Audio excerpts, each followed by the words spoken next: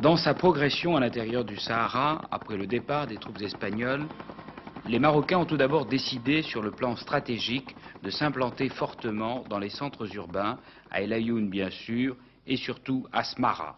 Smara, qui est aujourd'hui la base avancée de l'armée marocaine. Sur cet aéroport minuscule, surtout des hélicoptères, indispensables dans cette guerre du désert pour repérer les mouvements des guérilleros. Il faut surveiller de vastes étendues désertiques. Un aéroport fortement protégé, la piste est entourée de barbelés, de champs de mines et également de chars. Indice prouvant tout de même que la région n'est pas totalement sûre et que l'on craint des harcèlements de la part du Front Polisario qui se bat pour l'indépendance du Sahara occidental.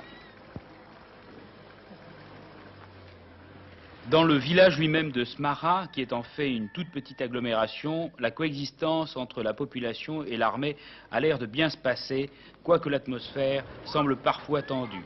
Les militaires sont tous armés et beaucoup de boutiques sur la grande place sont fermées. La population, initialement de 10 000 habitants, n'est plus que de 3 000 personnes.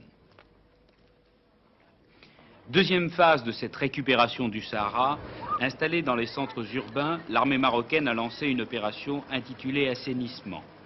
Il s'agit maintenant de progresser vers la zone frontière de l'Algérie pour réduire les nids de résistance tenus par le Polisario, assisté par l'armée algérienne. Le Maroc n'a pas l'intention de tolérer l'installation de sanctuaires et ils se sont décidés à attaquer le point d'eau d'Amgala où s'était retranché un bataillon de l'armée algérienne avec tous les risques que cela pouvait entraîner d'aggravation du conflit entre les deux pays. Cette position d'Amgala qui vient d'être récupérée par l'armée marocaine a une grande importance sur le plan stratégique.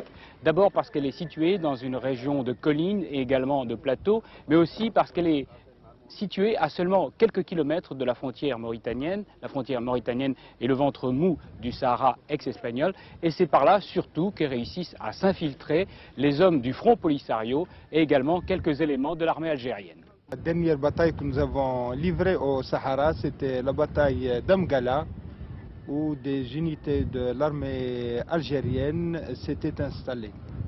Et nous avons été obligés de monter une opération pour les déloger d'Amgala, qui fait partie du territoire marocain. Est-ce que cette bataille a été dure? Je ne dirais pas qu'elle a été dure, mais elle était assez chaude comme bataille, puisqu'elle a mis en présence, bien entendu, des effectifs qui n'étaient pas très nombreux. Il y avait du côté algérien près de 450 éléments, avec quelques éléments du Polisario, et du côté marocain, il y avait des groupements tactiques. Et les armées algériennes et le Polisario étaient fortement armés? Oui, comme vous l'avez constaté vous-même, vous avez vu des armes qui vont du pistolet jusqu'au Strella, c'est-à-dire le SAM-7. Est-ce qu'il y a d'autres points comme celui-là à l'intérieur du Sahara où l'armée algérienne est présente? Effectivement, il y a d'autres points où l'armée algérienne s'est installée et où elle est actuellement, mais j'espère qu'ils comprendront qu'ils doivent rejoindre leur foyer en Algérie et de laisser le Maroc tranquille. Autrement? Autrement, nous serons obligés de les déloger des autres points comme nous les avons délogés d'Amgala. Est-ce que vous ne craignez pas qu'il y ait un conflit direct, encore plus violent, entre les troupes marocaines et algériennes? Nous ne faisons que, comme je vous l'ai dit, nettoyer notre propre territoire. Et si nous trouvons des éléments qui s'introduisent sur notre sol, nous ferons tout pour les détruire. Vous nettoyez avec beaucoup de force? Nous mettons chaque fois, selon le terrain, selon les informations que nous avons sur l'ennemi, nous mettons les forces qu'il faut pour mener à bien notre mission.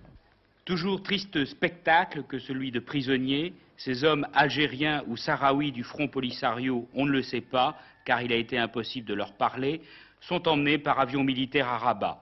Ils font partie des 120 prisonniers faits à Amgala. L'armée marocaine va dans les prochaines semaines poursuivre son avance. Elle est décidée à ne rien céder. Quelles sont donc les intentions de l'Algérie ?